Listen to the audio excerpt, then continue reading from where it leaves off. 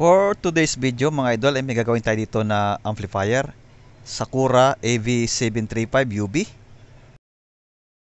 Ang sabi ng may-ari nito ay nagdikit lang daw yung wire ng speaker niya, tapos hindi na siya nag-sound.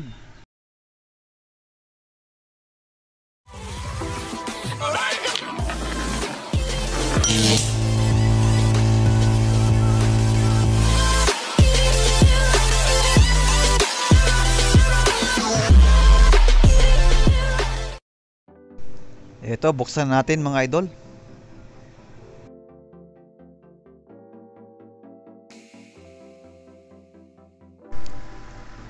Check mo natin yung kanyang fuse. May dalawang fuse yan dyan mga idol. Ito, yung isang fuse, open na siya. Then, yung pangalawa naman. Ayan, open din. Pag nag-open or bumigay ang fuse, ibig sabihin yan mga idol ay may shorted dito sa kanyang circuit. Ngayon ay alamin natin kung alin channel yung may shorted. Ang common na nag-shorted dyan mga idol ay yung mga power transistor. So, ilocate natin kung alin dito yung may shorted na channel.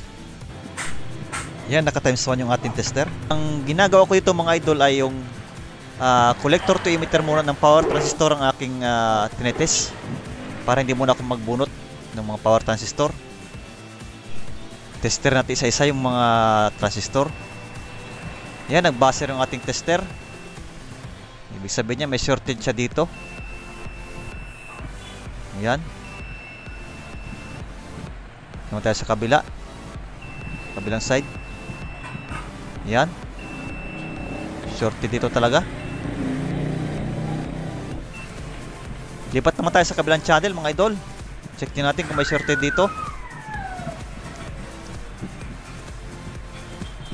Yan, okay naman. Wala siyang shorted.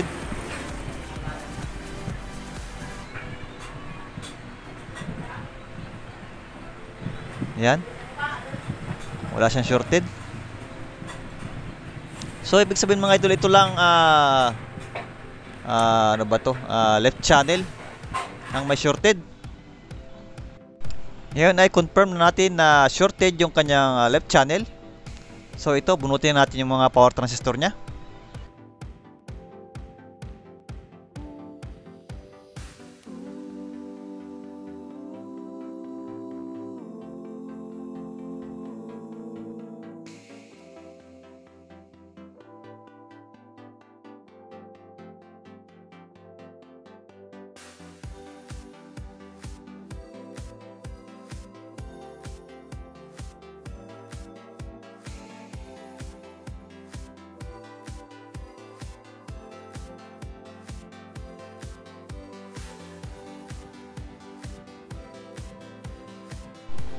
Ito, natanggalan natin yung kanyang power transistor. 4 na piraso po ito. Bali, 2 pares siya. Yan po ay C5200 at A1943. Ito na mga idol, test na tayo. Unang transistor, C5200. Ito po ay isang NPN transistor. So yung black na probe, ng test probe, ilagay natin sa base. Base to emitter muna tayo. Yan. Next naman, base to collector. Yan. Next, collector to emitter. Yan, may resistance siya sa collector to emitter. Yan. Baliktarin lang natin mga idol, collector to emitter pa rin. Yan. Shorted na siya mga idol. So, tabi natin to. Yan. Another transistor naman tayo. NPN pa rin, C5200. Base to emitter. Base to collector. At collector to emitter. Dapat po ay resistance yan sa collector to emitter. Yan, wala siyang resistance. Ibig sabihin yan mga idol ay good itong isang ito. Itabi muna natin. Yan. Next naman, dito tayo sa A1943. Ito po ay PNP. So baliktarin natin yung ating test probe. Yung pula naman ay sa base. Base to emitter. Base to collector. Collector to emitter. Ayan, resistance sa collector to emitter. Ayan, shorted na yan mga idol pag ganyan.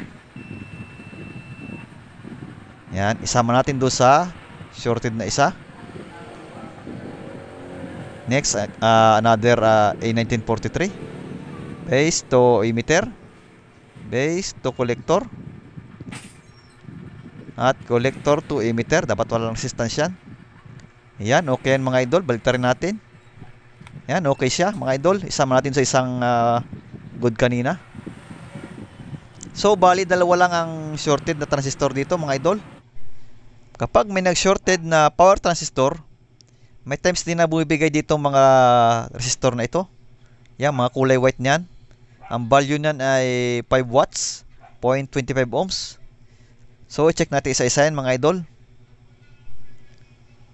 Ayan mga idol, naputol pala yung ating video. Hindi natin nakunan yung pag-test ng mga resistor. So, okay naman lahat yung mga resistor na 5 watts. Wala namang nag-open. Kapag na-clear out na natin lahat ng shorted, o nakita natin yung mga shorted lahat, pwede na tayong maglagay ng mga bagong fuse. Ang value nga pala nito ay 12 amperes.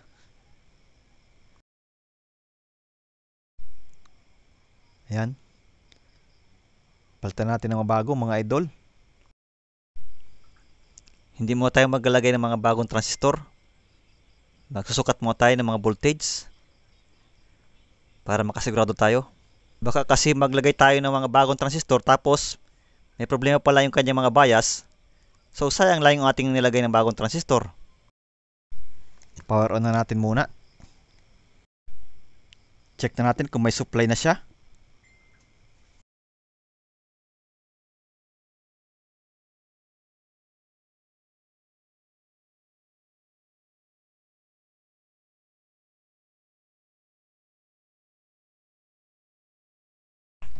Dito mo tayo sa positive side. Tingnan natin. Ayan, 58 volts. Lipat naman tayo dito sa negative side.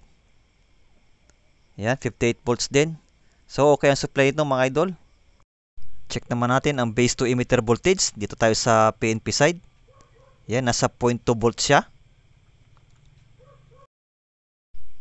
Next, dito naman tayo sa NPN side. 0.2 volt din. Yan, okay na ang kanyang bias. Next naman, ang kanyang DC offset. Yung isang test probe ay sa ground lang. Then, yung isang test probe ay dito sa output. Nitong left channel. Test natin mga idol. Ayan.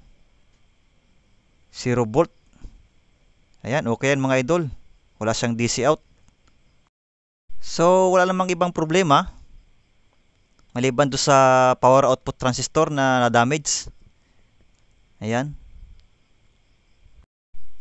Kaya sa mga user ng mga ganitong amplifier ay ingat-ingat lang tayo sa pag-wiring para hindi ma-damage ang ating amplifier.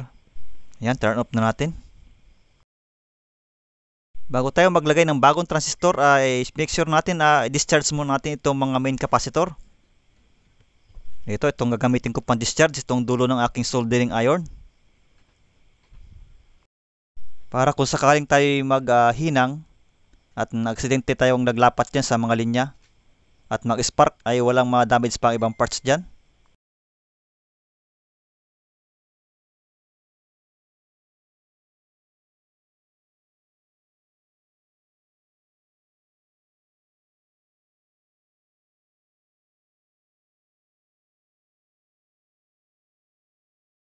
Check na natin kung na-discharge na yung mga capacitor.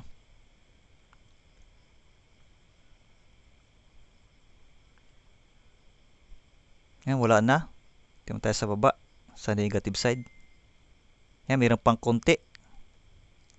Discharge ulit natin mga idol para ma-fully drain siya.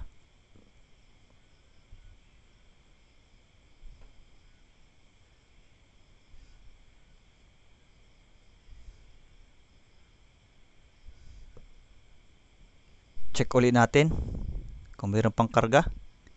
Yan, wala na. Okay na mga idol.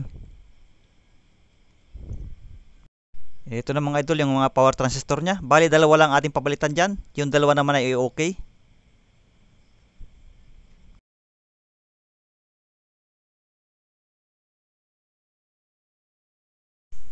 Bago nga pala natin ilapat sa heatsink yung power transistor ay make sure na lagay natin ng silicone compound para maganda yung kanyang heat transfer.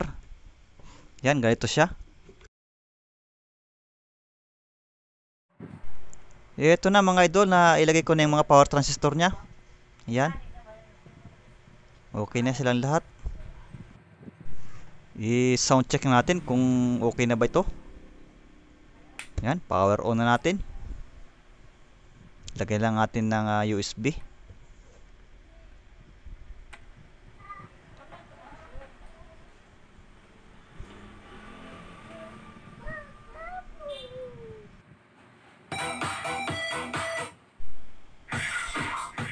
Yan mga idol, okay na siya. Successful ang ating pag-repair.